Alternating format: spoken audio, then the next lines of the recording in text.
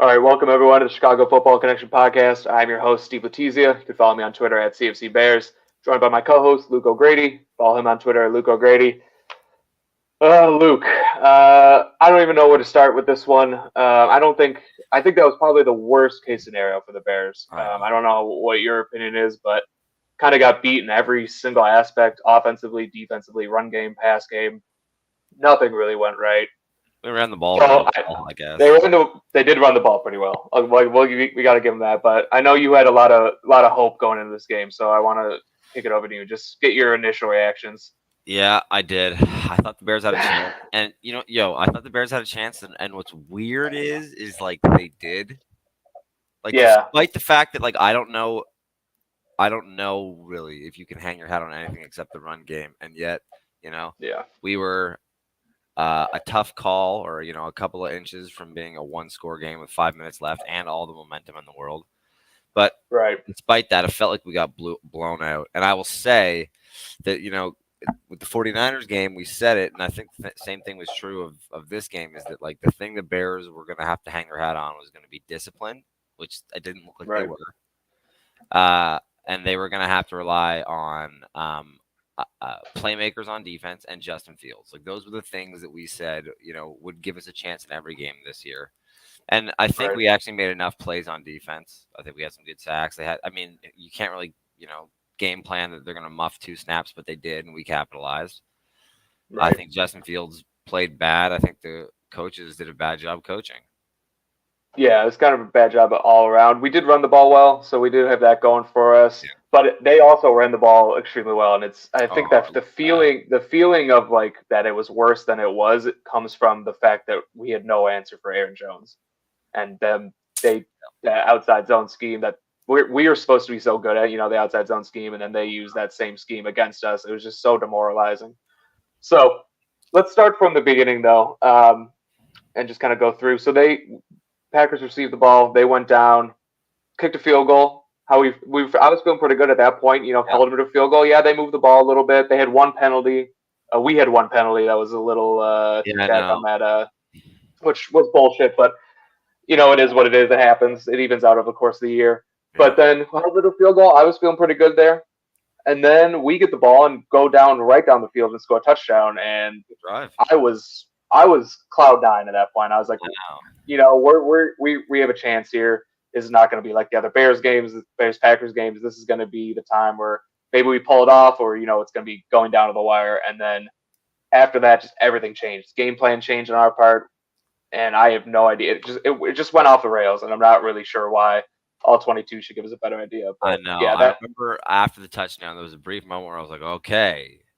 This is different. These guys, this is different. And then there was that little voice in my head with, I will say though, that is a bad man over there.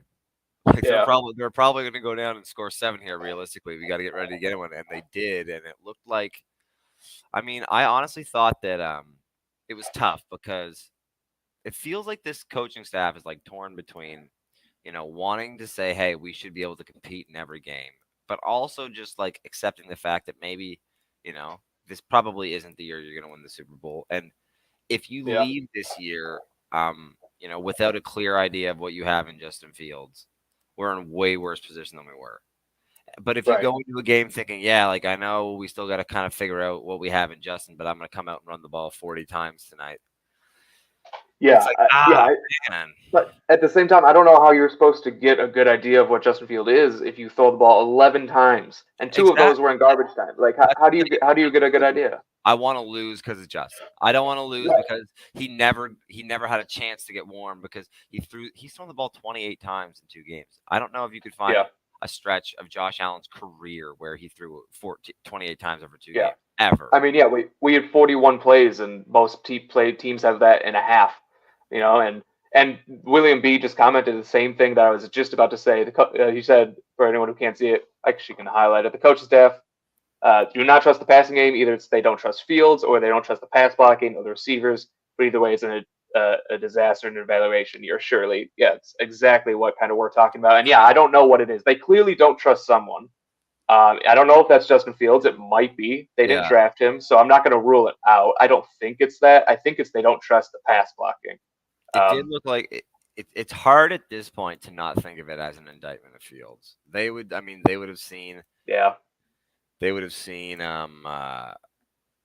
him better than anyone.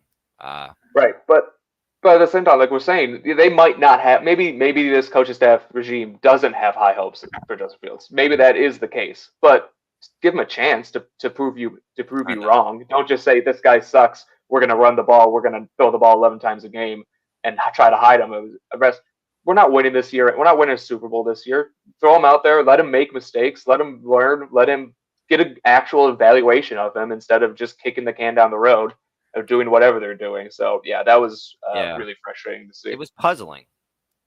Yeah, it was like puzzling is a good way to put that. Because a lot of the stuff you've seen from Poles and Eberflus has been like, it's easy to understand, like the reasoning behind it, like not hitting free agency huge, like taking the best player available in the draft, like that's like good practice in a bubble. And it was also like, okay, like they're probably doing that. Like at the time, it felt like imagining that they believe in what they have in house more than most people do, and also they're not going to reach for like position. But it could also be now like seeing how like little faith they've kind of put in Justin to be that guy so far, is that maybe they thought, we're not going to try and surround this guy if we don't think he's the guy. I think it's a valid question to ask at this point. It's just I don't know. Yeah, I'm as skeptical as most when it comes to the quarterback position. I just didn't. I remember when we drafted Justin Fields, I thought, dude, this has to be different. He checked every box that you want from a quarterback. He was good on the pocket. He was good off of his first read.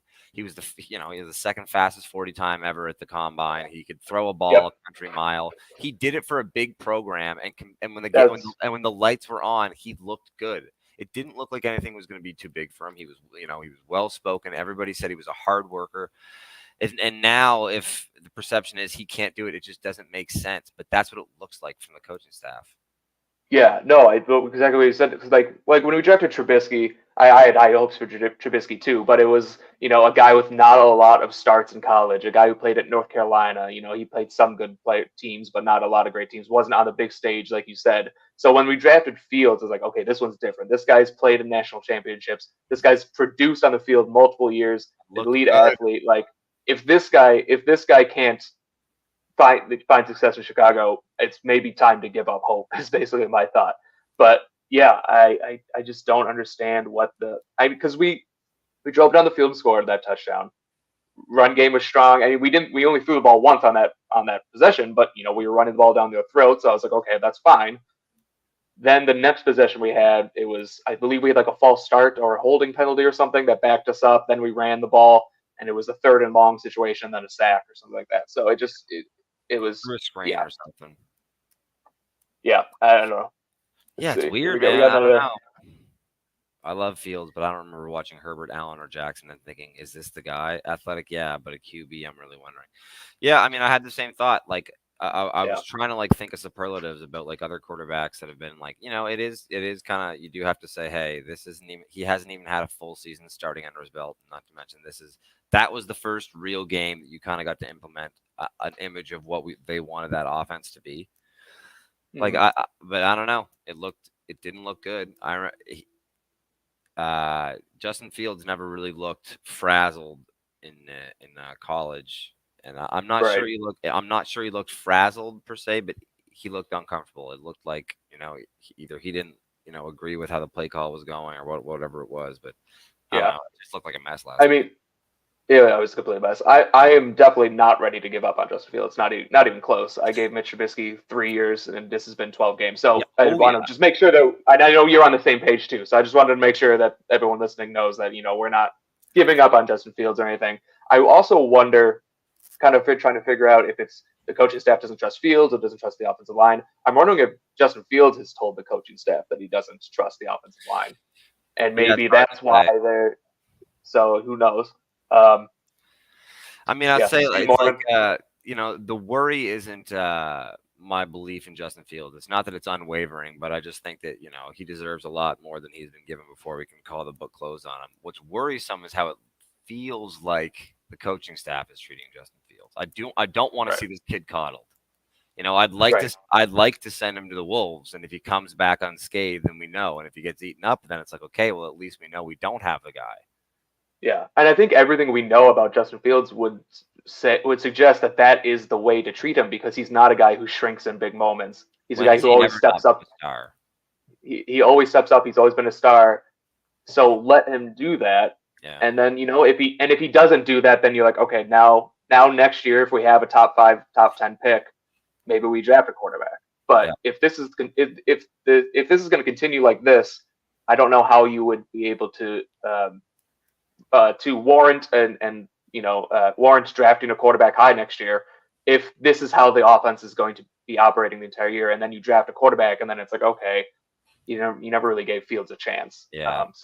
Just frustrating. Steve Mormon here, another CFC guy. Make sure to follow him on Twitter as well. Sorry, Steve, I don't have your Twitter handle off the top of my head, but great Bears follow. Abandoning the run in the second quarter was the beginning of the end. It was interesting because I don't want to say we abandoned the run, but we kind of did, because we definitely went super run heavy after that. But there was those 2 drives where we maybe. I'd like to see what the run split was in the second. I think, to be honest, there were some plays that got us shot in the foot where we didn't get away from the run, but the run just couldn't help us anymore. We got behind the sticks. I saw a stat that showed that we have the lowest percentage of first downs converted on first down, and then the second lowest on second down. So we just get behind the sticks, man. The problem is that if we get behind the sticks, why aren't we opening it up and seeing if Fields can be the guy that can make chunk plays and get us back into drives like that? Right. Yeah, and exactly. And the coaching staff with the Luke Getsy with his second and long runs are killing me. What are you doing? Every time I see it? What are you doing? You're putting your quarterback, and then it's 3rd and 8, 3rd and 9. Sometimes even it would be 2nd and 10, and all of a sudden it was 3rd and 12, 3rd and 13. And now you're like, okay, now Justin Fields go make a play. That's not how. What is it? Not how you do it. Why can't we just have no idea? Why can't we just have? I don't know, man. It just feels like we can never have an offensive coordinator or an offensive scheme that's aggressive or modern. Yeah. I don't get it either. Ultra modern quarterback. Right, and that's kind of mobile quarterback, modern, perfect fit in a modern offense, and then we do shit like that, and I just don't understand it. I don't know. I lost my train of thought there.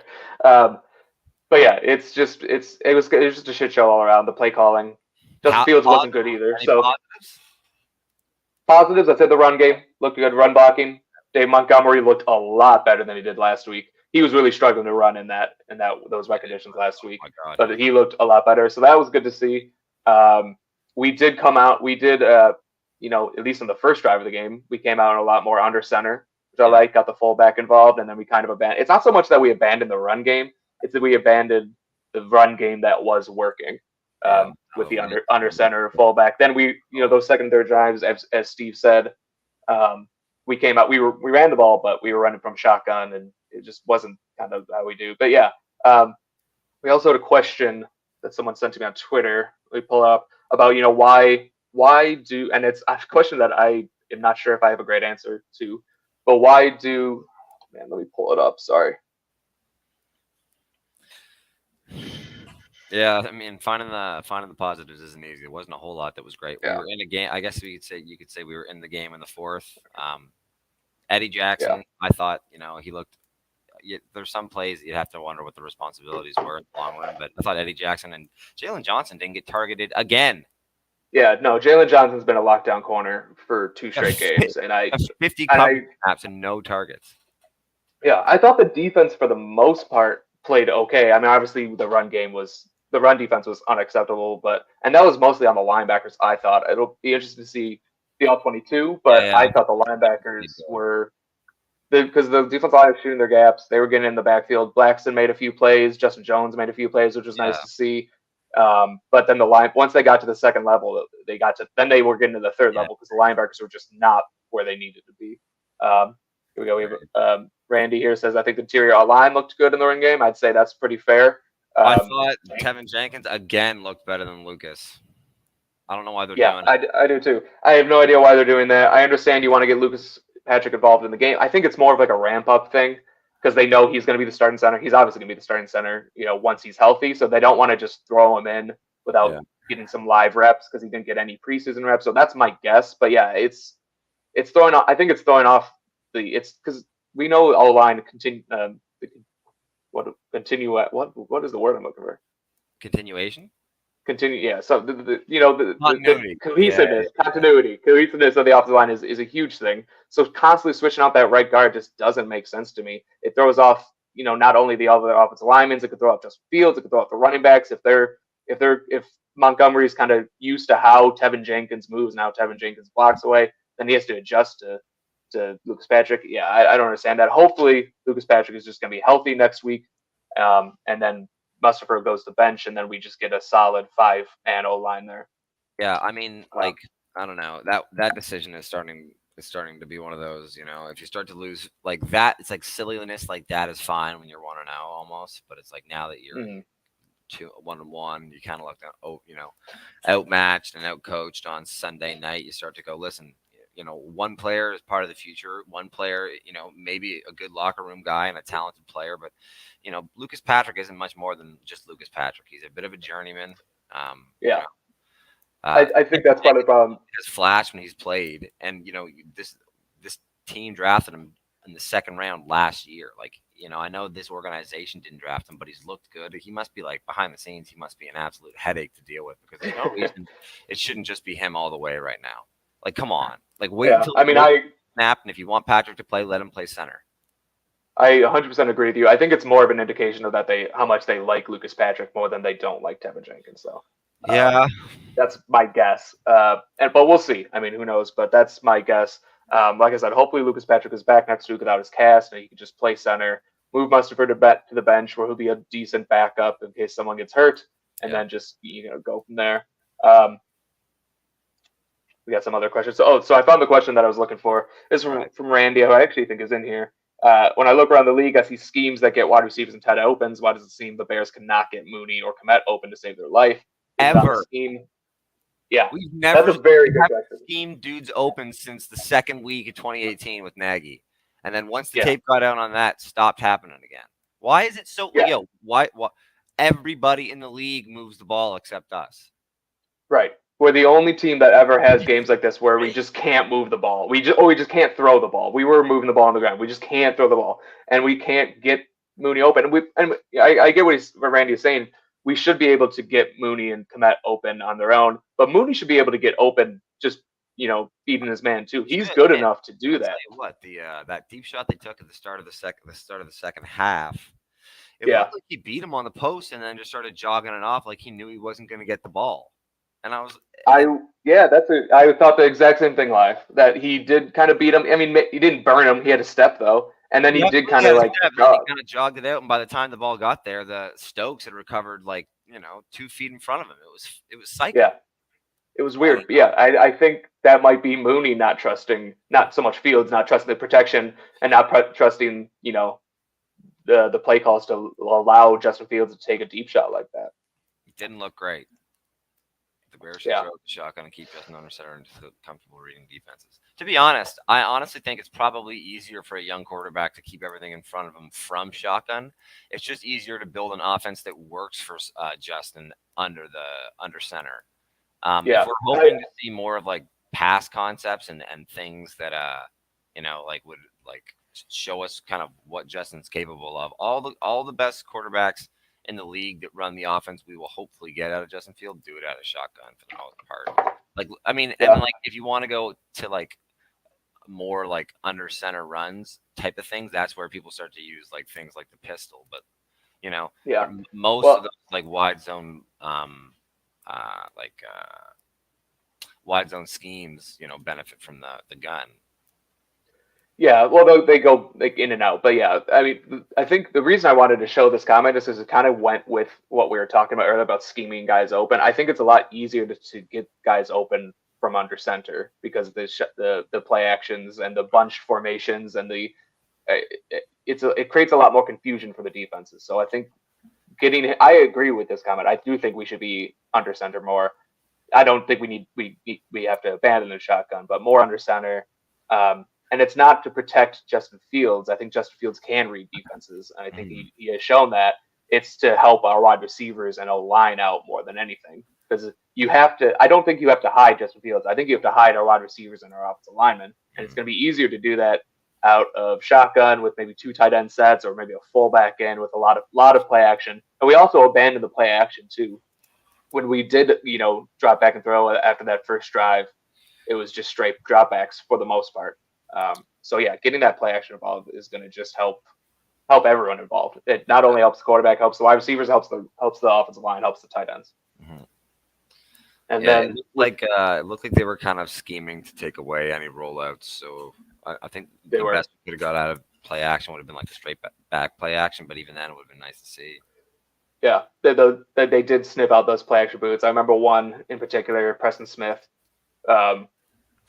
Just completely saw coming. Prolonged fake. Yeah, the prolonged fake. Yeah, they were designed to get Preston Smith crashing down on the run, and he didn't, never even considered crashing down there. So, I get it. Like, a lot of the run game that worked is because, go back and watch the tape. Like, a lot of these edge defenders aren't crashing on the backside, or at least respecting the fact that Justin may always, keep this ball, and it does make stuff easier the whole game through on the run game. So I understand leaning on it, but it's just to some extent, you have to look at the big, that's kind of the thing that was annoying. It almost looked that the coaches for the Bears looked too much at the small picture there. They wanted so much to win this game in Green Bay that they kind of didn't realize that it might be more valuable to have a game plan that maybe runs a little less, but find out what your quarterback looks like throwing the ball on the big stage when it matters. Yeah. He threw the ball, what was it? What did he end up throwing it? 11 times? 11 times. 11 times, and it was back last night. Yeah, and the last two throws were when we were, last possession of the game down 17. So we had single-digit throws, essentially 9 throws throughout the entire game that mattered. That's just that was unbelievable when I saw that stat. Is Rorqual playing himself out of money snap by snap? I'm sure you mean Roquan. Yeah, he looks uncomfortable in a 4-3. He does. I don't know. He's always kind of had bad fits, but he looked instinctual in that 3-4. But he's looked bad so far through 2 games. He's playing the 4-3 like he would a 3-4. And I tweeted this out earlier because I hate myself. Apparently, I started rewatching the game last night. I told myself I wasn't going to do it until the All-22 came out, but I started watching it. I didn't get very far because I got angry. But what I saw is it looks like he is. He's trying to be a hero. He's trying to make a play because he wants to get paid, and he's not operating within the defense, which is the one gap scheme. He's constantly behind another player, like a defensive lineman who's crashing down. He's constantly trying, getting in behind them, and the whole defense is predicated on staying in your gap and forcing the ball to the unblocked defender. And sometimes he's the unblocked defender, but not always. Usually the weak side linebacker is the unblocked defender. But that's not always the case, and he's trying to make a play and rushing into someone else's gap, which just leaves a wide open gap, and that seems to be the biggest problem with him because I think he's trying to get paid. He wants to make his money, but it's funny because he's trying to make money and he's actually costing. I do think he's costing himself some money. I mean, it's 2 games, so he could definitely. If he comes out the next 15 games and dominates, so it's Justin Fields, second head coach and second offensive coordinator and second GM in 2 years. He hasn't even started a full season's worth of games. A lot of the young bright stars that we wanted to see do good on the offense did good. Tevin Jenkins looked good. Both Montgomery and Herbert looked good. We need to see more out of Kmet and Mooney, but there was also so far we've seen really nice plays from some of the people we wanted to be able to lean our defense on as well. Like Robert Quinn's played good. I think Eddie Jackson's played good. Jalen Johnson has played good. I don't know if it's if the world is ending like it feels. Yes, I 100% agree. I don't know how much this changes my outlook on the whole season in general. I said the Bears are going to win 6 games. I kind of still think they're going to win around 6 games. So I don't know. But yeah, other guys who play with Travis Gibson too, Dominic Robinson, those guys are flashing too. So it's not everyone that's flashing, but that's what this season is about. It's finding who can play and who can't. And I think we have a starting to get an understanding, at least defensively. I think we're getting an understanding of who can play and who can't. Kyler Gordon had a terrible game, but I still think Kyler Gordon's going to be good. Yep, because I thought he played well in week 1, but yeah, it's tough on a young quarterback because the Packers' game plan was clearly find where Kyler Gordon is and throw it to that guy, and that was their game plan. Only that guy. Only that guy. That's crazy, man. And at a certain point, that why can't we put a player and say, "Hey, we can beat this guy"? Yeah, right. Exactly, and they were doing it with RPOs and everything. It was. Yeah. I'm starting to think that it's possible that Luke Getsy was not the key to the Packers' success offensively the last few years. It might be Aaron Rodgers. Might have been Aaron Rodgers. Oh. But still too early to tell. Groundbreaking stuff here. Yeah, we see, man. Like we said, a lot of the people that we want to evaluate this year are looking good early. But the problem is that the only person right now that really matters is Justin Fields. Yeah. Didn't learn a single thing about him when it should have been a good opportunity to find out how he responds to some serious pressure. Exactly. I mean, it's great to see Tevin Jenkins playing well, Jalen Johnson, Travis Gibson, all these guys. You love to see it, but none of that matters. All three of those guys can turn into all pros, and it won't matter if Justin Fields doesn't work out. So it's really frustrating that they're just not giving us an opportunity to answer those questions. Do you think if Luke Getsy doesn't fix stuff, we need to look at a new play caller for next offseason? Yeah, I mean, I thought about this the other night too. Is who do you go to? Yeah, I think Getsy's here next year pretty much regardless. I don't think they change. We let him take the reins and it's not like you can defer to the head coach to call plays. I mean, unless Eberflus fancies himself a play caller. You could go to the quarterback's coach, but even then, it's like he's another. Janoko's never called plays either, so there's no. I mean, he's probably going to call the same plays that Getsy's calling. So I don't think. I mean, they're not. Getsy's calling the plays this entire year for sure, 100%.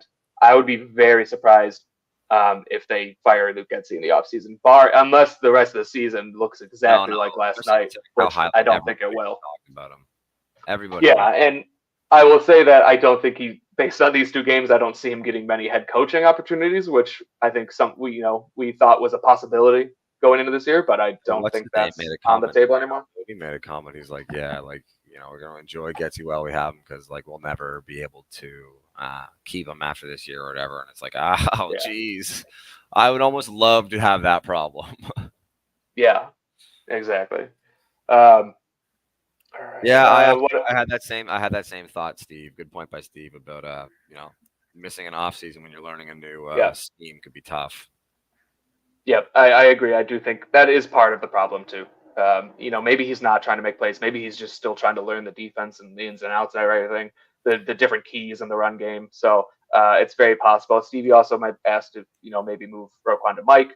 I did see that he actually did play. I haven't seen the All-22 this week, hasn't come out yet, but I did see he did play some Mike last week as well. They actually moved Jaquan Brisker down to be the weak side linebacker, and then Roquan moved over to Mike, and then Mora moved over to strong side. So he is kind of rotating in there, at least from time to time. I don't know. I don't see that changing or even helping him.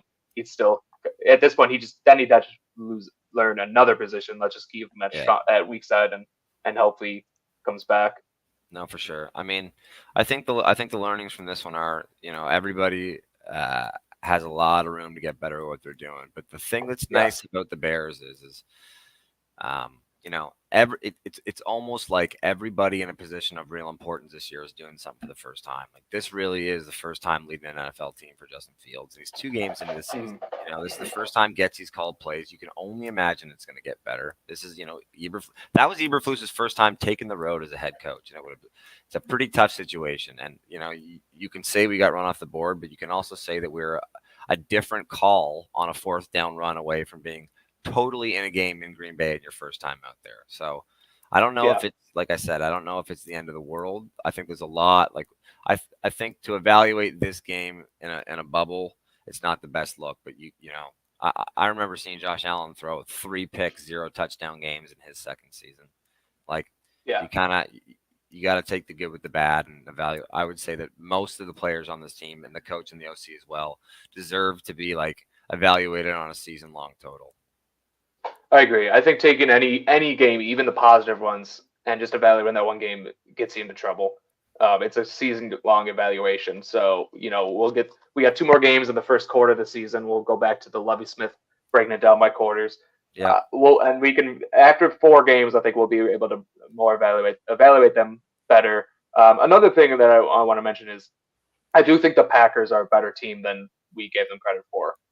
They did look bad in week 1, but they fixed a lot of those issues in week 2 against us. So I do think, we really, had no business beating the Packers. They're a better team than I gave them credit for. So I think next week against the Texans, I think the Texans are decent too, but at least a little bit better than people give them credit for. But they're more on our level, so that should be a good barometer. If we can't move the pass ball against the Texans, then we have serious problems. Like, why can't Justin Fields at the very bare minimum do what we were seeing from Davis Mills last year? Yeah, right. Yeah, Davis Mills isn't a world beater, but at least he had like games where he looked like a competent QB out there.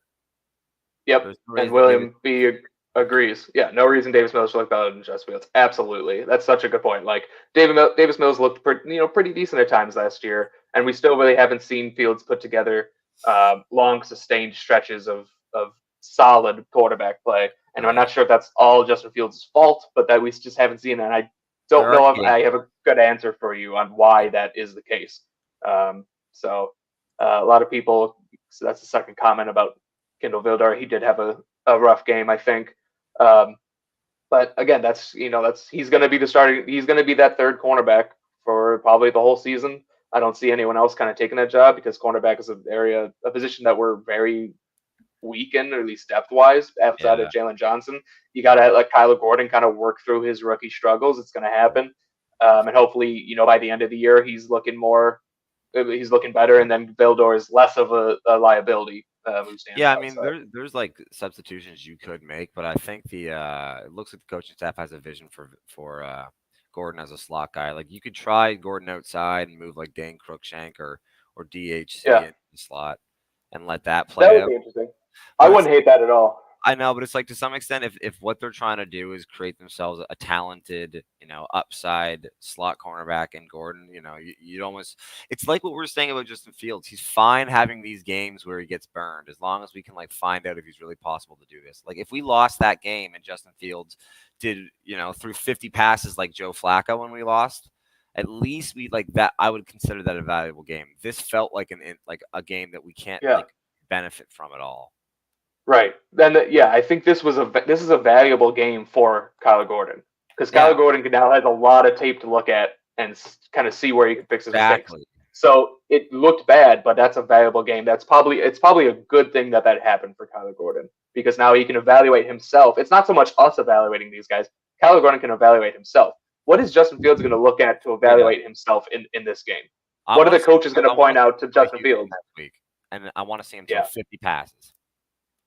Yeah, 50 passes. Yeah, we know we can run the ball. We got two talented running backs. We got some maulers on the inside. I want to see Justin Fields throw 50 passes. I want him to throw 5 picks if he has to. I don't care. Exactly. Yeah, the regime was honest about this season. They were like, we're probably not going to win. This is an evaluation year.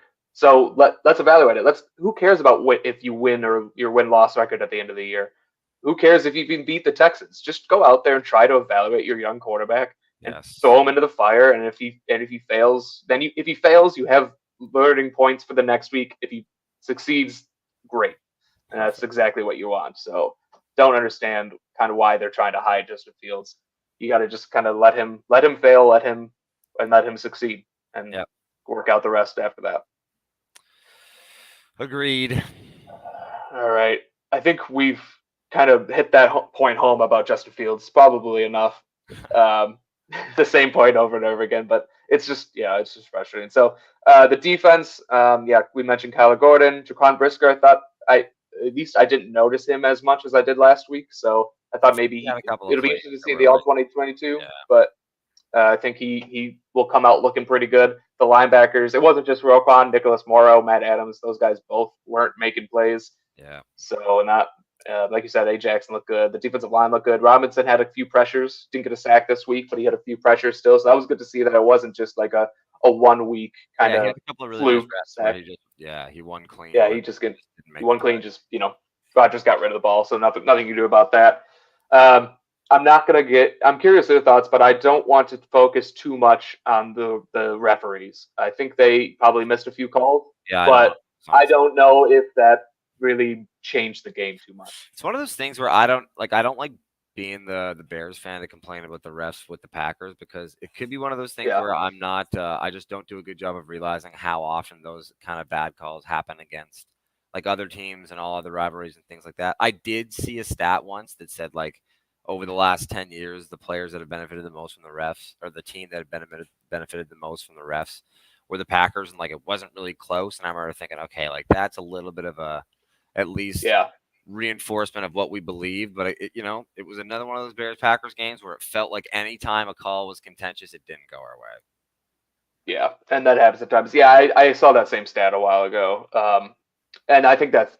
I want to just talk it up to a coincidence because I don't think the NFL has some agenda, I mean? But yeah, who knows? I think it is also. It's not so much that they favor the Packers; it's that they realize how great Aaron Rodgers is, and I would say that's almost what it is. Yeah, it's the benefit. They give them the benefit of the doubt that the Bears don't get because the Bears don't have those great players. But yeah, I mean, the touchdown that it was, was it a touchdown? Was it not? On the goal line there, that 4th and 1. I don't blame the refs for not seeing that live. When I saw live, I didn't think he was anywhere close to a touchdown. I thought he was stopped well short. And then the replay was maybe he's close, but I don't blame the refs for not seeing that live. The only one that I really had a problem with was that one of the very first play of the game with the illegal low block on Vildor, where he didn't even touch the offensive lineman. They play it all. Yeah. Dude, they missed a block in the back too that was really annoying. Oh, on the special teams play, yeah. But the holding penalty that got picked up, we got the back on that. We got the back on that play. We were going to decline that anyway, so whatever. I don't care. I think that was they picked it up because they were it's not really worth us discerning what the actual call is here because they're not going to accept it. But by the same merit, it was a hold.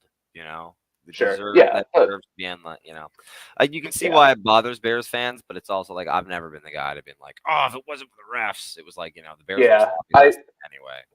Yeah, I mean, you got to just kind of take care of what you can control and not worry about what you can't control.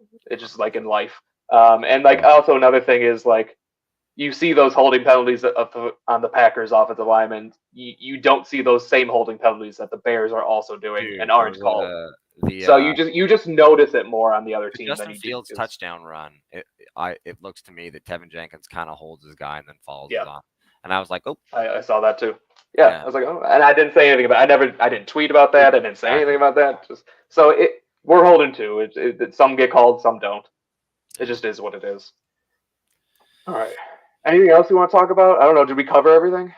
I think we did. I don't think the world's falling apart as much as it looks like it is, but we do need to see this regime start to, allow Justin Fields to either prove he's the guy or not.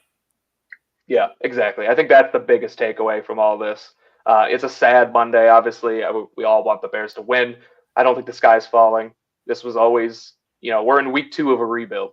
So it is what it is. The new regime just had to go into one of the sturdiest regimes in the NFL, Yeah. That team is steady Eddie. If we're having these same conversations in week 10, then it's time to panic. Yeah. But week 2, let's give them a few more weeks before we start calling for Luke Getsy's head and Justin Fields' head. Seriously, just let them have a game. Basically, it feels like they need a tune-up game. So, remember the 49ers game when they had that big play breakthrough, and then it was honestly just okay, we can start playing football. I feel like they need a game like that for the season, where they go to the 49ers and they, Mitch Trubisky throwing 6 touchdowns against the Bucs. I need a game like that where it's okay, it's all possible. The breakthrough game. Yeah.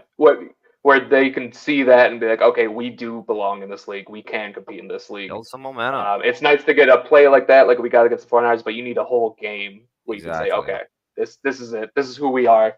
This is our identity. And we know he's capable of it. That Lions game last year, the Steelers game last year. Justin Fields can be the man. I got no doubt about it, but it's worrisome that he's not being treated like it by his own team right now. Exactly. I think that's the big takeaway.